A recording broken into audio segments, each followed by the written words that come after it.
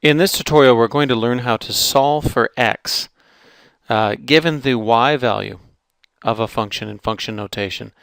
So you'll notice that this question is a little bit different.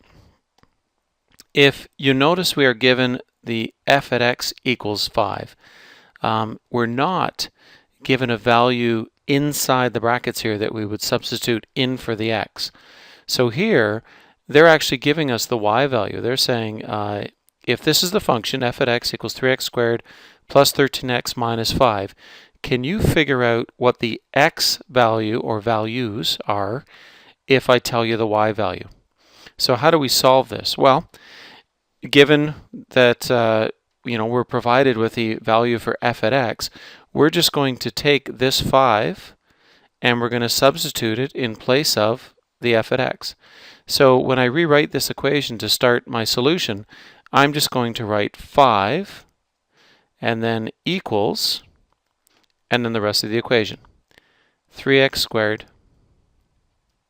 plus 13x and then minus 5. Okay, so we need to solve for x in this quadratic given this expression. And we have learned that when we're provided something in this format, that an easy way to come up with a solution is to take this 5 and move it over to this side, and that would result in a 0 being on the left-hand side. So one side of the equation equals 0. So if I do that, I'm left with 0 equals 3x squared plus 13x minus 5 and then minus 5 again. And why don't we just combine those two minus 5s as minus 10.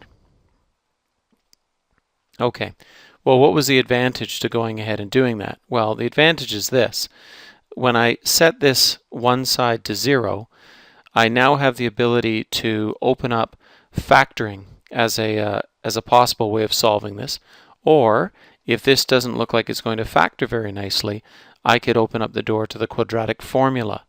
Negative b plus or minus the square root of b squared minus 4 over c over 2a. I could factor this either through a manual factoring technique or using the quadratic formula, and I would be able to solve for the roots, the x values. So let's go ahead and let's take a peek and see if this is actually going to factor nicely. We can see clearly that there's a value in front of the x squared, so this isn't going to be a simple trinomial that we can factor. But we'll go ahead and begin the process of multiplying the 3 times negative 10, and we'll get negative 30. And then I'll just go hunting for factors of negative 30. Okay, I won't assign the positive or negative to one of the factors yet, so let's just focus on 30. I know that 30 is 1 and 30 is a possibility. 2 times 15 also gives me 30. 3 times 10 is good. 5 times 6, and then those are all the factors. Now I know that to get negative 30, one of them has to be positive, one of them has to be negative. The question is, which is which? Well, let's take a peek at this middle term here. I need to have positive 13 when I add together the two factors. So if I look at 30 and 31, there's no way I'm going to get anywhere near 13 for that. But this 2 and 15 opens up a nice possibility here, especially if we consider the fact that if I made the 2 negative and left the 15 as positive, there is my positive 13. So these are the two factors that I'm going to use to break up the positive 13. So let's go ahead and continue with our decomposition here. So we will get 3x squared. I'm going to break up this 13 into positive 15 and negative 2. Now, which one do I write first? Well, one of two things. I could look at the 3 and say, I wonder what factors into, well, 3 will factor into that. Should I pair the 2 with that? Would those go together nicely? Or the 15? Well, it looks like 15 would probably work pretty well because I know that 3 is going to go into 15. So I'm going to put the 15x next, and then I'm going to put the subtract 2x, and then finish with the minus 10. So these two terms here came from our factors right there. Okay, so let's start doing some grouping now. Let's focus just on these folks here. Is there anything common that I can take out of those two? And there certainly is. I can take out a common factor of 3 and x.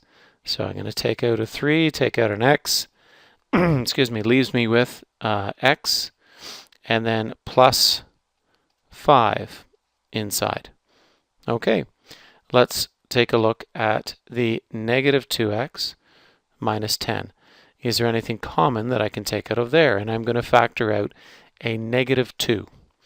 So when I factor out negative 2, I'm left with, in brackets, x, and then careful, negative 10 divided by negative 2 is positive 5. And if we've done this properly, we should find, obviously, that we have two brackets containing the same terms.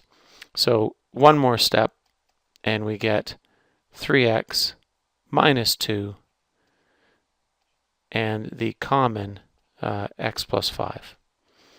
Okay, so there's our solution. We just need one more step. I know that 3x minus 2 equals 0 when x equals, well, I'll move the 2 over to the other side, and then I'll divide by 3 when x equals 2/3, and I know that x plus 5 equals 0 when x equals negative 5. So